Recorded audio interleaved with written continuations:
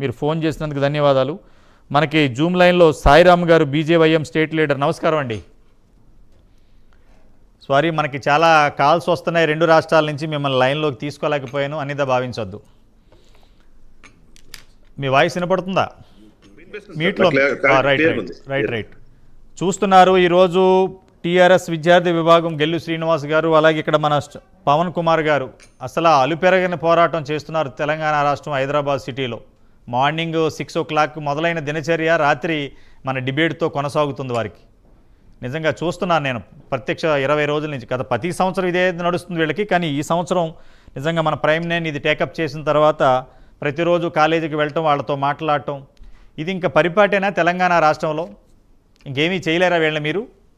BJP చేయలేమనేది ఏమి ఉండదు sir. ఖచ్చితంగా ప్రజలందరూ కూడా ఒక తాటిపైకి వచ్చి దాని ఉద్యమం లాగా ముందుకు తీసుకపోతే ఖచ్చితంగా దీంట్లో మార్పులు వచ్చే అవకాశాలు చాలా ఉన్నాయి సార్. మిమ్మల్ని ఒక క్వశ్చన్ అడుగుతాను, సూటిగా సమాధానం చెప్పండి. మీరు బీజేఎం స్టేట్ లీడరు, తెలంగాణ ఉద్యమాలు చేశారు. కార్పొరేట్ విద్యా సంస్థలకు భయపడుతున్నారా మీలాంటి వాళ్ళందరూ? సార్ వాళ్ళు భయపడడం పక్కన పెడితే సార్, యాక్చువల్గా వీళ్ళకి అంటే ఇది ఒక పెద్ద మాఫియా సార్. దీంట్లో రాజకీయ నాయకులు కావచ్చు, ప్రభుత్వ ఉద్యోగులు కావచ్చు, ఎవరైతే విద్యా వ్యవస్థకు సంబంధించినటువంటి ఉద్యోగులు ఎవరైతే ఉన్నారో, ఉన్నత స్థాయి ఉద్యోగులు ఎవరైతే ఉన్నారో, ఉన్నత స్థాయి అధికారులు అంటున్నాను, అధికారులు ఎవరైతే ఉన్నారో వీళ్ళందరూ కూడా అందరూ కలిసిపోయి మూకమ్మడిగా దీని ఒక మాఫియా లాగా తయారు చేసి ఎవరైనా మాట్లాడితే కూడా వాళ్ళపైన కేసులు పెట్టడం, అక్రమ కేసులు పెట్టి భయభ్రాంతులకు గురి చేయడం కాకుండా, ఒకవేళ ఏదైనా కాలేజ్కి వెళ్ళి ప్రశ్నిస్తే, ఒకవేళ ఒక కార్పొరేట్ కాలేజ్కి వెళ్ళి మీ వ్యవస్థ మొత్తం తప్పుగా ఉంది, ఈ కాలేజ్కి ఎటువంటి పర్మిషన్ లేదు, దీనికి కనీసం ఫైర్ డిపార్ట్మెంట్ నుంచి ఎన్ఓసి ఉందా, లేకపోతే మున్సిపాలిటీ నుంచి శానిటరీ పర్మిషన్ ఉందా, ఇటువంటి అన్ని అడిగినప్పుడు, లేకపోతే మీ ఈ విద్యా సంస్థలో ఏదైతే ఇప్పుడు కాలేజ్ ఉందో ఈ కాలేజ్లో కనుక అసలు నిజంగానే వీళ్ళకి పట్టభద్రులు అయ్యారు, నిజంగానే ఎడ్యుకేషన్ నేర్పించడానికి ఖచ్చితంగా కొన్ని నామ్స్ ఉన్నాయి సార్. ఖచ్చితంగా ఒక స్కూల్ స్థాయి టీచర్ కానీ, లేకపోతే ఇంటర్మీడియట్ లేకపోతే డిగ్రీకి వచ్చేసరికి ఒక ఖచ్చితమైన ఒక ప్రోటోకాల్ ఉంది సార్. వాళ్ళు మినిమం ఈ డిగ్రీ చేసి ఉండాలి. విద్యా వ్యవస్థకు సంబంధించినటువంటి ప్రతి ఒక్కటి, అంటే ఇది ఒక పాఠం చెప్పడమే కాదు సార్, వాళ్ళు ఖచ్చితంగా మెంటల్ హెల్త్ కూడా, ఒక స్టూడెంట్కి సంబంధించినటువంటి మెంటల్ హెల్త్ కూడా వాళ్ళు పర్ఫెక్ట్ చేయడం, లేకపోతే ఒక ఫిజికల్ ఫిట్నెస్ కూడా వాళ్ళని చూసే రకంగా అన్ని రకాలుగా కూడా దీంట్లో పొందుపరిచి ఉన్నాయి సార్ విద్యా వ్యవస్థలో. కానీ వాటి అన్నింటినీ కూడా తుంగలో దొక్కుతూ వీళ్ళు కేవలం వ్యాపారమే పరమావధిగా, వ్యాపారమే చేయాలి అన్నట్టుగా ప్రతి ఒక్క ప్రభుత్వం, ఇప్పటిదాకా వచ్చిన ప్రభుత్వాలన్నీ కూడా తెలంగాణలో, అప్పుడు అంటే నేను రాజకీయం చూస్తూ సార్, నేను తెలంగాణ ఉద్యమంలో పనిచేసినప్పుడు I was student leader sir. అప్పుడు కూడా అంటే అప్పుడు వైఎస్ రాజశేఖర రెడ్డి గారు ఉండొచ్చు, చంద్రబాబు గారు ఉండొచ్చు, దాని తర్వాత మళ్ళీ టీఆర్ఎస్ ప్రభుత్వం 10 ఏళ్ళు వచ్చింది సార్. ఆ 10 ఏళ్లలో కూడా ఎటువంటి సమీకరణలు తీసుకురాకుండా, విద్యా వ్యవస్థలో ఎటువంటి డెవలప్మెంట్ లేకుండా, కేవలం అసలు నిజంగా చెప్పాలంటే సార్, ఈ 10 సంవత్సరాల్లో విద్యా వ్యవస్థ భ్రష్టు పట్టినంతగా ఎప్పుడు ఈ విద్యా వ్యవస్థ భ్రష్టు పట్టలేదు సార్. లాస్ట్ 10 సంవత్సరాల్లో విద్యా వ్యవస్థలో ఎవరైనా విద్యార్థి నాయకుడు కానీ, లేకపోతే యువజన నాయకుడు కానీ, లేకపోతే అట్లీస్ట్ కనీసం ఒక పేరెంట్ పోయి మా విద్యార్థికి, మా బిడ్డకి ఇట్లా అన్యాయం జరుగుతుంది, ఇటువంటి ఇబ్బందులకు గురవుతున్నాడు మీ కాలేజీలో, ఇటువంటి వసతులు లేకుండా ఇబ్బంది గురవుతున్నారు అంటే, ఆ విద్యార్థికి కానీ, లేకపోతే ఆ విద్యార్థి తల్లిదండ్రులకు కానీ భయభ్రాంతులకు గురి చేస్తూ మీరు ఇట్లా కొట్లాడదు, మా దగ్గర కొట్లాడి మీరు ఎక్కువ మాట్లాడితే మేము పట్టించుకునే పరిస్థితి కాకుండా, ఇంకా మీ బిడ్డకి ఇప్పుడు ఎవరైతే విద్యార్థి ఉన్నాడో తన పైన ఫోకస్ ఎక్కువ పెరుగుతుంది, అనవసరంగా మీరు శత్రువులు అవుతారని చెప్పి వాళ్ళని భయభ్రాంతులకు గురి చేసినటువంటి సన్నివేశాలు కానీ, సంఘటనలు కానీ చాలా ఉన్నాయి సార్ తెలంగాణలో, అటు ఆంధ్రాలో కూడా. అయితే ఇంకో మాట సార్, తెలంగాణ ఆంధ్ర ఇప్పుడు 2 రాష్ట్రాలకు ఒక చిన్న నేను ఎగ్జాంపుల్ చెప్తాను సార్. మిగతా నార్త్లో కానీ ఇక్కడ కానీ చెప్తా. చాలా మంది మనం అనుకుంటాం ఏంటంటే ఒక అపోహలో ఉంటాం సార్, నార్త్లో ఉండే స్టేట్స్లో విద్యా వ్యవస్థ కూడా సేమ్ ఉంటుందని అనుకుంటాం కానీ సార్, అక్కడ కొంచెం ఎంతో కొంత బెటర్ ఉంది సార్. అంటే మరీ బాగుందని చెప్పను, ఎంతో కొంత బెటర్ ఉంది.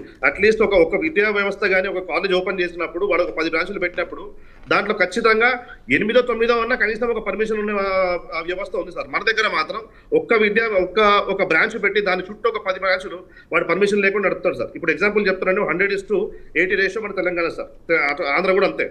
ఒక క్యాంపస్ కోడ్ మీద దాదాపు ఒక 10 కాలేజీల విద్యార్థులకు, లేకపోతే ఒక 20 కాలేజీల విద్యార్థులకు వాళ్ళ కోడ్ నెంబర్ వేసి వాళ్ళు అక్కడ నుంచి వీళ్ళు ఉత్తీర్ణమైనట్టుగా వాళ్ళు చూపిస్తున్నారు సార్. ఇది ఒక రకంగా ప్రభుత్వాన్ని మోసం చేయడం, అదేవిధంగా విద్యార్థుల భవిష్యత్తులో చెలగాటమాడడం, అదే రకంగా నిజంగా పచ్చి మోసం సార్. ఇది కొన్ని వేల కోట్ల రూపాయలు వీళ్ళు దండుకొని ప్రభుత్వాన్ని శాసిస్తున్నారు సార్ వీళ్ళు. ఒక ప్రభుత్వం కానీ, లేకపోతే ఏదైనా పార్టీ, పొలిటికల్ పార్టీ కానీ లేకపోతే సార్, నిజంగా చెప్తున్నా ఒక విషయం మేము వెల్కమ్ చేయాలి సార్. ప్రైమ్ న్యూస్ అనేది గత 20-25 రోజుల నుంచి చాలా దీని మీద డిబేట్లు తీసుకుంటుంది, పోరాటాలు చేస్తుంది. ఎవరైనా విద్యార్థి నాయకులు వెళ్ళి ఒక ప్రైవేట్ కార్పొరేట్ కాలేజీలోకి వెళ్ళి ఎవరైనా పోరాటం చేస్తే ఖచ్చితంగా వాళ్ళకి సపోర్ట్ చేసి ఆ క్లిప్స్ కూడా అన్ని కూడా మీడియాలో చూపిస్తుంది. నిజంగా చాలా స్వాగతించాల్సిన విషయం సార్ ఇది. సాయిరామ్ గారు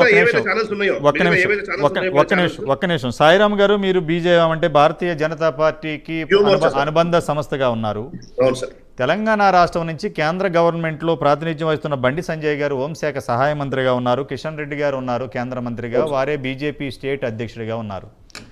ఇంత జరుగుతున్నా కూడా ఆయన హోంశాఖ సహాయ మంత్రిగా ఉన్నారు. ఇంతవరకు 20 రోజుల నుంచి ఒక ఫోర్త్ ఎస్టేట్ అయిన ప్రైమ్ నైన్ అనేక కథనాలు చేస్తూ విద్యార్థి సంఘ నాయకుల్ని, పేరెంట్స్ని, స్టూడెంట్స్ని వాళ్ళందరినీ అవేర్నెస్ చేస్తూ తెలుగు రాష్ట్రాల్లో నారా లోకేష్ గారు కూడా స్పందించారు, అనేక మంది మేధావులు స్పందిస్తున్నారు. ఇంతవరకు కూడా కిషన్ రెడ్డి గారు కానీ, బండి సంజయ్ గారు కానీ అనేక విషయాల్లో రేవంత్ రెడ్డి గారు ఏదన్నా మాట్లాడితే స్పందిస్తూ ఉంటారు, దానికి కౌంటర్ బ్లాస్ట్ ఇస్తూ ఉంటారు. మరి ఎందుకు వీళ్ళకి ఇంకా ఈ విషయం గురించి అంత అవగాహన లేదా మన రాష్ట్రంలో జరుగుతున్న ఈ అవినీతి దందాల గురించి? ఎందుకంటే ఇన్కమ్ ట్యాక్స్ డిపార్ట్మెంట్ అనేది monitoring by the government of India. But ఇంత స్కామ్ జరుగుతుంది, ఎందుకు స్పందించట్లేదు, ఎందుకు గవర్నమెంట్ని ప్రశ్నించట్లేదు? ఏమన్నా దీన్ని కూడా మనం ఏమైనా అనుమానించాలా? లేదు సార్, ఇక్కడ అవమానించే తావులేదు. ఎందుకనంటే ఒక చిన్న కరెక్షన్ సార్. ఇక్కడ చెప్పండి. రీసెంట్ గా 2 రోజుల క్రితం బండి సంజయ్ గారు, హానరబుల్ సెంట్రల్ ఎంఓఎస్ గారు ఒక మాట చెప్పిస్తారు. తెలంగాణలో కనుక బీజేపీ అధికారంలోకి వస్తే ఇటువంటి ఏదైతే ఈ అరాచకమైనటువంటి ఈ ప్రైవేట్ వ్యవస్థ ఉందో, కార్పొరేట్ వ్యవస్థ ఉందో, వాటి మీద తక్షణం మేము ఖచ్చితంగా చర్యలు తీసుకుంటాము, విద్యా వ్యవస్థని, ఆరోగ్య వ్యవస్థని కంప్లీట్ గా ఫ్రీగా చేస్తాము అని చెప్పి ఆయన ఒక స్టేట్మెంట్ చెప్పడం జరిగింది సార్. దీనికంటే ముందు కూడా కిషన్ రెడ్డి గారు కూడా చాలా అంటే ఈ ప్రెస్ ముందు కూడా చాలా మంది ఆయన చాలా సార్లు చెప్పారు సార్. ఆయన విద్యా వ్యవస్థ అనేది, ఆరోగ్య వ్యవస్థ అనేది ప్రభుత్వం ఆధీనంలో ఉండాలి తప్ప ఈ ప్రైవేట్ ఆధీనంలో ఉంటే మాత్రం ఖచ్చితంగా ఇటువంటి తప్పులు జరుగుతూనే ఉంటాయి. వీటిని ఇప్పటి వరకు ఇప్పుడు ఏదైతే ఈ కాంగ్రెస్ ప్రభుత్వం ఉందో ఇప్పటిదాకా కూడా అందరూ కూడా వాళ్ళని సపోర్ట్ చేస్తూ వాళ్ళు ఇచ్చే తాయిలాలకు అలవాటు పడిపోయి వాళ్ళు ఎవరు ఏమనే పరిస్థితులు లేరు. కాబట్టి ఖచ్చితంగా సాయిరామ్ గారు మనకు సమయం లేదు, ఇంకా కాలర్స్ ఉన్నారు, ఇంకా మాట్లాడవలసి ఉన్నారు. నేను ఒకటే మీకు విజ్ఞప్తి చేస్తున్నాను ప్రైమ్ నైన్ వేదికగా. మీ బీజేపీ భారతీయ జనతా పార్టీ, మాకు టీఆర్ఎస్, బీజేపీ, కాంగ్రెస్ ఎవరు మిత్రులు కాదు, శత్రువులు కాదు. మీడియా అనేది సమాజ హితం కోసం జరిగే అన్యాయాలను మీకు చూపించడానికి ప్రయత్నం చేస్తాం. మాతో కలిసి రండి, ఈ మార్పులు చేయడానికి మీరు ముందుకు రావాలని కోరుతూ మన శివగారు నమస్కారం. ఇందాక నుంచి మీరు జూమ్లో ఉన్నారు, మాట్లాడలేకపోయాం.